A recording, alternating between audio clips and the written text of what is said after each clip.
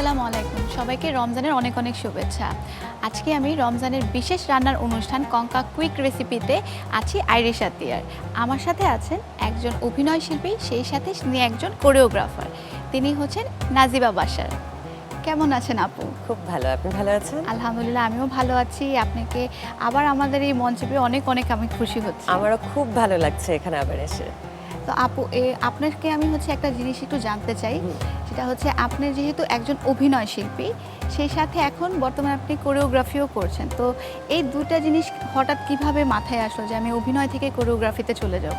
আসলে অভিনয় থেকে কোরিওগ্রাফিতে যাওয়াটা হয়নি। যেটা হয়েছে যে আমি শুরুই কিন্তু করেছি নাচ দিয়ে, এবং আমি ছোটবেলা থেকেই নাচ শিখতাম। ঠিক আছে। গ্র্যাজুয়েট করেছি 2009 সালে ধ্রুপদ কলা কেন্দ্র, গুরু শুক্লা সরকারের আন্ডারে গ্র্যাজুয়েট করা আমার ভরতনাট্যমে। এবং তার পরপরই আমি চাকরিতে ঢুকে যাই, আমি সাংবাদিকতায় ঢুকে যাই। তো আসলে ট্রানজিশনটা হয়েছে অন্যভাবে, আমার নাচ থেকে আসলে অভিনয়ে ঢোকা এবং নাচ থেকে আমার অভিনয়টা শেখা।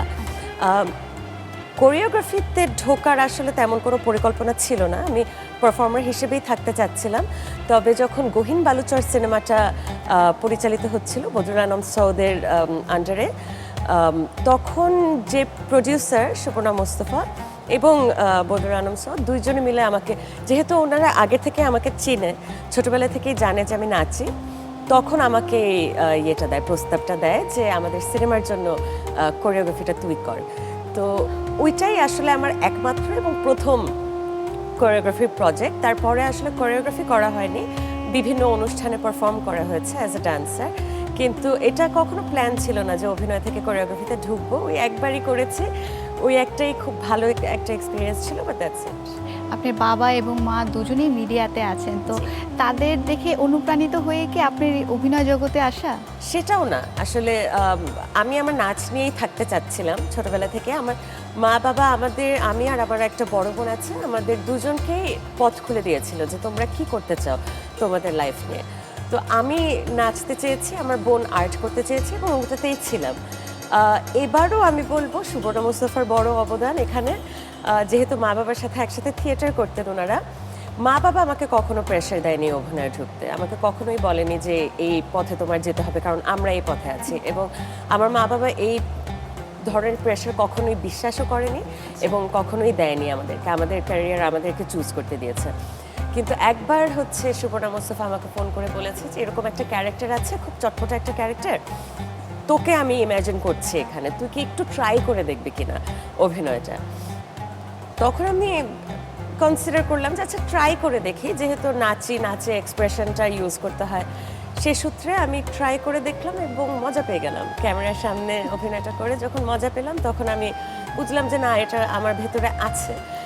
মা বাবা হয়তো জোর করে দেয়নি, কিন্তু তাদের থেকে চলে এসছে আমার ভেতরে। তাহলে আপনার ফ্যামিলি সাপোর্টটা অনেক বড় একটা সাপোর্ট ছিল, এই জন্যই আপনি নিজে সেটা আপনি ফিল করতে পেরেছেন এবং সেটা নিয়ে আপনি অনেক হ্যাপি।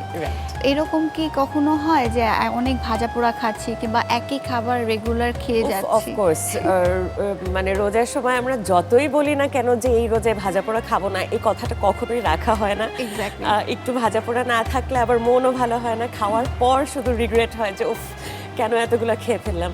তো দেখা যায় যে শেষ মাসটা শেষ হতে হতে না শারীরিক অনেক চ্যালেঞ্জ ফেস করা শুরু করি।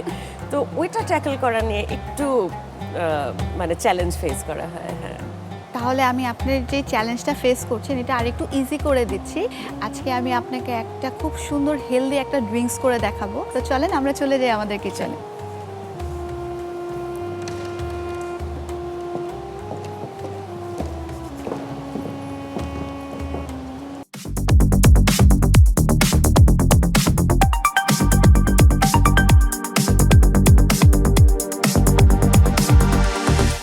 তো আপু, আমাদের যে ডিটক্সটা বানাবো, বিটরুট ডিটক্স, এটার জন্য যা যা উপকরণ লাগবে আমি একটু দর্শকদের সাথে বলে আসি। তো দর্শক, বিটরুট ডিটক্স তৈরি করতে যা যা উপকরণ লাগবে তা আমরা দেখে নিচ্ছি।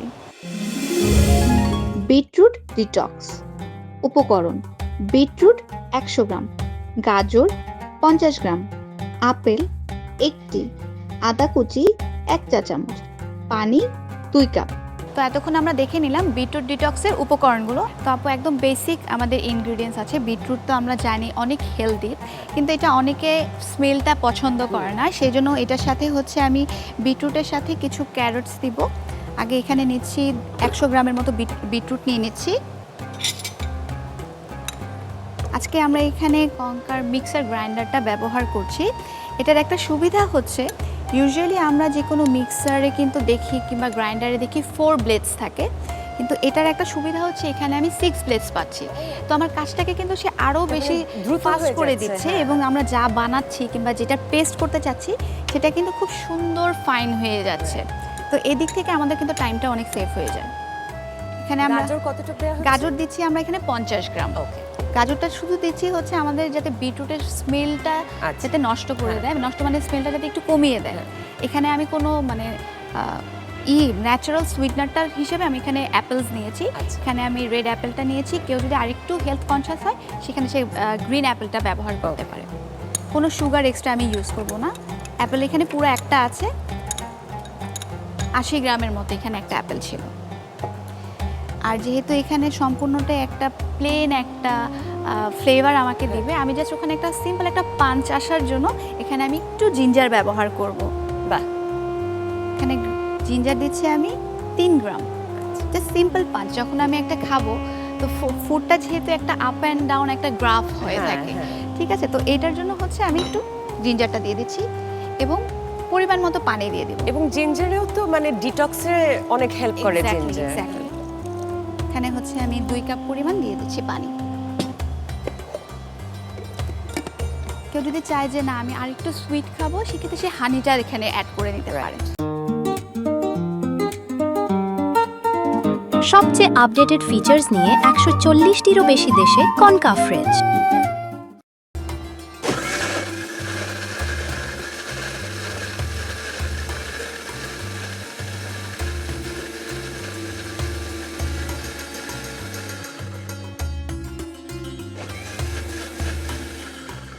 তো আপু আমাদের ডিটক্সটা হয়ে গিয়েছে।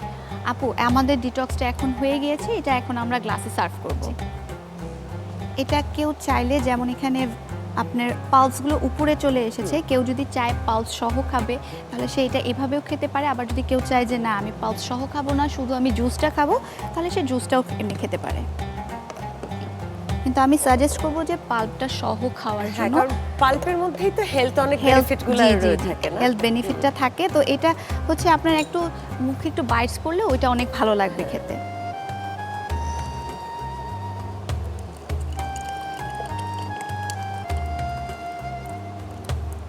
দেখতেও তো কি অ্যাট্রাকটিভ একটা জিনিস। কালারটা অনেক হ্যাঁ। সুন্দর। তো আপু তৈরি হয়ে গেল আমাদের beetroot detox. Thank you. Most welcome. তো দর্শক চলুন দেখে আসি বিটরুট ডিটক্সের প্রস্তুত প্রণালী। প্রথমে কঙ্কা মিক্সার গ্রাইন্ডারে বিটরুট দিন।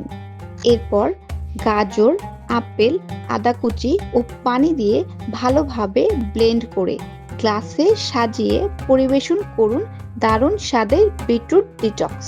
আপু আপনাকে অনেক অনেক ধন্যবাদ আমাদের কঙ্কা কুইক রেসিপিতে আসার জন্য, এবং কঙ্কার তরফ থেকে আপনার জন্য একটি উপহার রয়েছে। আপনাকে এবং কঙ্কাকে আবারও অনেক ধন্যবাদ এবং এনটিভিকে অনেক ধন্যবাদ আজকে আমাকে এখানে ডাকার জন্য।